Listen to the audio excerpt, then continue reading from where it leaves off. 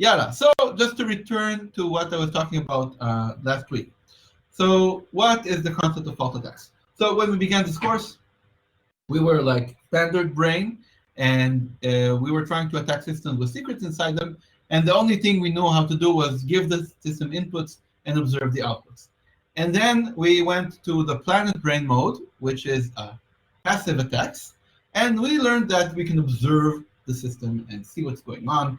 And we can look at things like the power consumption, the cache activity, the memory activity, sound it makes, the time it takes, and so on. And these additional inputs gave us wonderful side channel powers, and we were able to attack some systems which are perfectly secure, such as the Tempest. So this was a good thing that we got. And the final thing, and of course the price you paid for this was getting a little disbelief from your systems architect. Suddenly you have to explain, why is it legitimate for you to listen to the device under test? Why is it legitimate to measure the timing, and so on? And the crazier the assumptions you have on the side channel, the less excited your systems architect is getting about fixing this bug, because it becomes out of scope. So the two thrusts of side channels are, first of all, getting all sorts of secrets outside, and attacking more systems and having like signal processing and so on. But the other thing is getting power to that, exactly, right? And yeah, and the second trend is getting these attacks in more situations. So a cloud situation, a web situation, an IoT situation, and suddenly, if you can motivate that you can measure the power consumption over the web, then suddenly power analysis attacks become remote attacks. And there are papers about that. I'm not going to cover that, but if you can, there used to be a very, very sensitive API called the battery API. And an Israeli researcher actually from the Technion discovered that you can, if you query the battery API very, very carefully, you can learn all sorts of very interesting things about the system. Technion paper, not covered this year. Sorry, I'm running out of time anyway. So this is the planet brain. Now the galaxy brain is, we're not even going to be passively observing the system. We're going to be actively observing the system. We're going to be changing the parameters the system is running under. We could be giving it sorts of crazy inputs, turning it off, turning it on in the middle, radiation, heat, vibration, all sorts of crazy things happen to the system, and then the system breaks. And the system breaks, when the system breaks, we can get even more secrets out of the system. So what happens is now, even if the code didn't have any bugs in it, we can still get the secrets out. Even if the code didn't have any side channel leakage in it, we can still get the secrets out. And now, of course, the price we pay is an even more look of disbelief from our systems architect. Now you want to break the system. You can't break the system. And again, there is a very, very interesting trend recently showing how you can break systems, not with lasers or with earthquakes, but with things like shell commands, system calls, memory accesses. This is fantastic. And yeah, Oel, you wanted to ask something, or you have a cat of your own on your keyboard? What was the question? Okay. Remove the cat. Now, just to make sure we are still remember this discussion from last week. But we broke the system. So what use is this attack? The system is broken. You can throw it away now. So how can we motivate an attack which breaks the system? Remember, I gave you several thoughts about that. Does anybody remember anything?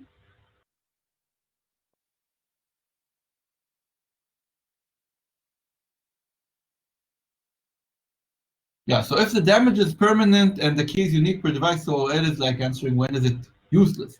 But let me just develop what OS says. Why is it good to, why is there any benefit for me to break a system? I can't use it now, it's broken. So one idea is if the system is it has many copies. So I break one copy of the system and then I can attack all the other ones. That's one situation. Another situation is the damage is not permanent. The damage is temporary. So maybe the damage goes away after I let the system cool down or restart it or something like that. So these two cases are motivations. Why is it reasonable to justify fault attacks? And so when it's asking if the damage is permanent and the key is unique per device, will it still be helpful? So as an engineer, I can answer that depends on the system. Could be a system that is very helpful. If you have a key, if you have, let's say, a system that protects entry to a secure facility, and you do, and it has a very unique secret, and you do a fault attack, and now the key to entry is 0000, definitely it's helpful. You can get into the secure facility. Did you learn the secret key out of this attack? No, you didn't learn it, but now it's 0. So that's great for you. Who cares? So, in the last few minutes of the last week, I gave you a little puzzle, and this puzzle is going to motivate me when I'm describing the Biham Shamir fault attack. So let's just move to this fantastic slide that I prepared. This is my slide. So I'm going to give you a little introduction to the Biham Shamir fault attack. Fantastic work from the 20th century. And I'm just going to give you a motivating example first, and then let's go to the full attack, and I'll show you an application of this attack. So I have a device, and this device has a 64-bit key, and it's an encryption oracle. So I can give it a plain text. It will give me a ciphertext encrypted under this key, and it won't tell me what the key is. It will just, I give it a plain text. It gives me a ciphertext, and of course, by Kirchhoff's principle, I have the encryption algorithm written down. I can verify if my key guess is correct. So let's say I'm not even in the Planet Brain. I didn't take the course on attacks and implementations, and I want to find out what is the key. So what is the strategy you can suggest for me? How do I get the key out of the system? Does anybody have any idea?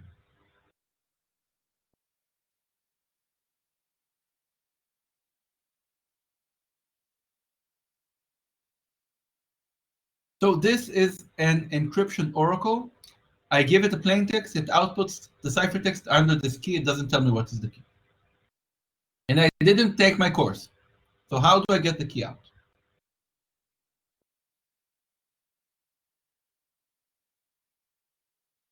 Yeah, okay, so already saying brute force. And okay, so what am I going to do? I'm going to run this encryption oracle once using a random plaintext. I'm going to, let's say, encrypt 1, 2, 3, 4, 5, and I'm getting the ciphertext. Now I have a data structure, one plaintext, one ciphertext. And then what is my next step? I take the well-known implementation of the cipher, because by Kirchhoff's I know this implementation, and I'm going to try all of the keys with the plaintext I gave the oracle. And what am I going to check? I'm going to check if the ciphertext I get out of my trial encryption is the same one as the one I got from the oracle. Right? I'm going to try reproducing what the oracle gave me. Right? So who wants me to repeat this? Does anybody want me to repeat? How do I attack the system if I don't have any kind of side channel knowledge? Who wants me to repeat the explanation?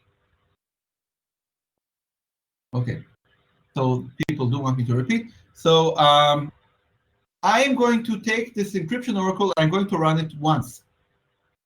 And after I run it once, I'm going to get a pair of plaintext and ciphertext. Great. Now I am going to use an offline, I'm going to take this pair of plaintext and ciphertext. I'm going to take my own implementation of this encryption, which I can create. And I'm going to try all possible keys with the plaintext I got from I sent to the oracle previously. I'm going to try and running this encryption operation over all possible keys until I get the ciphertext that the oracle gave me. So there could be, of course, a chance that I could get key collision, so some other key can also give me the same ciphertext, but the odds are very low, especially if it's it's English encrypts to English or something like that. And I can definitely feed a few more plaintext to my oracle, and just the odds that 5 plaintexts are all going to go to the same ciphertext under 2 different keys are vanishingly small. So now let's assume I have not one of these encryption oracles, but 2. I have 2 of these encryption oracles, right? I have a bunch of them. I have 2 of them.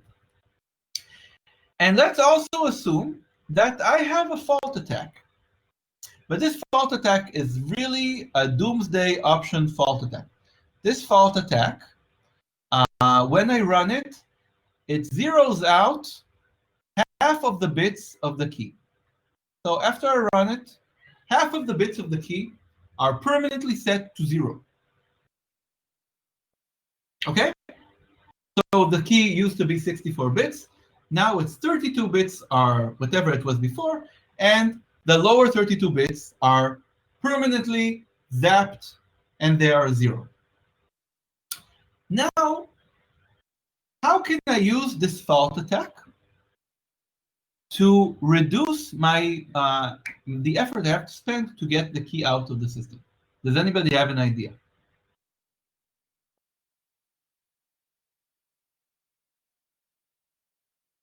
Okay, Orel is saying brute force the lower bits since 32 bits. So I'm going to give you an explanation on this. This is like the beginning of the Biham Shamir fault attack. So I have 2 of these. They're going to be smart cards. Okay, 2 of these smart cards. And one of the smart cards, I know that the lower 32 bits are all 0. So I'm going to brute force this broken smart card. So I'm going to give it a plain text to encrypt, and I'm going to get a ciphertext out. So now my data structure has a plain text and a ciphertext. And I'm going to use my implementation of the encryption to try and brute force the key. But how many possible keys do I have now? Is it 2 to the power of 64? How many possible keys do I have where the lower 32 bits are all 0?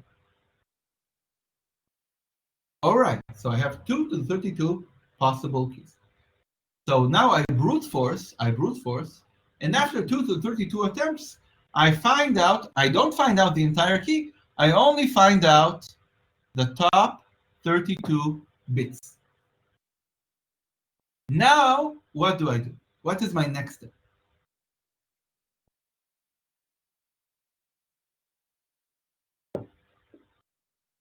Okay, Gil is saying I zero the first pass, then I get the all 0 key. Fantastic. That does really help. So what I'm going to do now is I'm going to take the second card, the second oracle, yes. And I know that in this card, the upper 32 bits are whatever I just found out using my fault attack. And the lower 32 bits, I don't know them. So I'm going to give, again, I'm going to do an encryption oracle. I'm going to encrypt some kind of plain text using this card. And then I'm going to brute force. But which kind of keys am I going to brute force over? The keys where the top 32 bits are equal to the 32 bits I found with the first card. So how many possible keys do I need to iterate over? Right, 2 to the 32. So I do 2 to the 32 and 2 to the 32 in total. So the first set of 2 to the 32 keys had an unknown upper half, and the lower half was zeros. And the second bunch had a known upper half, which is what I got in the first part of the attack, and an unknown lower half, which was something possible. So yeah, it's really nice. It's a really cool attack. Thank you. Don't thank me because I didn't invent it, but it's a really cool attack. So does anybody want me to explain this again? Happy to explain it again. Very happy to explain it again. So I'm You know that there's Cyber Day tomorrow in the Technion, and you can tell Eli Biham whatever you want. He's going to be there.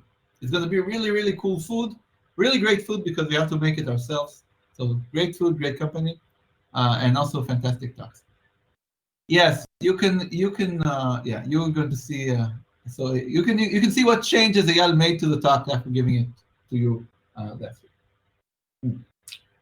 So I want to explain it again.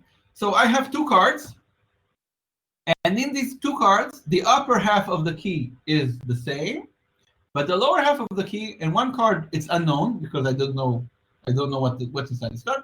And in the other card, I burned this card, I ruined it, and this lower half is all zeros. So I'm going to do the attack in two phases. In the first phase, I brute force over this broken card, and I try to find out the top 32 bits. And this takes me 2 to the power of 32. In the second phase, I iterate over the lower 32 bits using the other card, which isn't broken. So first of all, I find the top 32 bits using the broken card, and then I found the lower 32 bits using the unbroken card, and I know, because I know for the second card what are the top 32 bits. And I'm repeating, I don't care if this is the only thing I covered today. So please, if somebody wants me to explain it again, happy to, okay? Happy to explain it again until you understand or until you stop answering the phone. Okay. So I'm just going to do, I'm just going to copy this, I'm just going to copy, just have to, how do I do a square in this thing? Okay, so now I have two cards. And I think I can also draw question marks. Would it be? Right.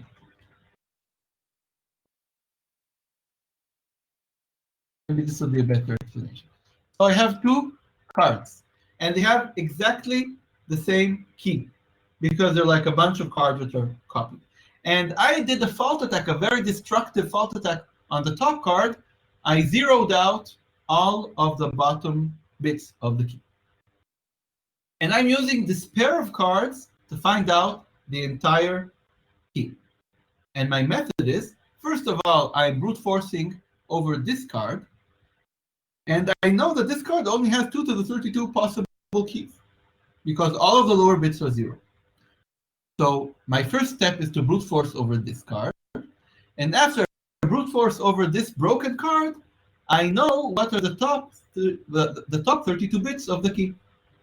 And then my next step, I'm going to take the 32 bits that I learned, and I'm going to brute force over the lower bits of the key using the top bits which I learned with a broken card. So I combine these two cards, and then I learn the entire key. And again, this assumes that I have a fault which I can zero out the bottom half. But if you could consider like you have a memory storage device, and you want to shine a laser and ruin half of the memory, that's definitely something which is doable if you have a good lab setup. So Shimon and Zen and Stav are asking questions.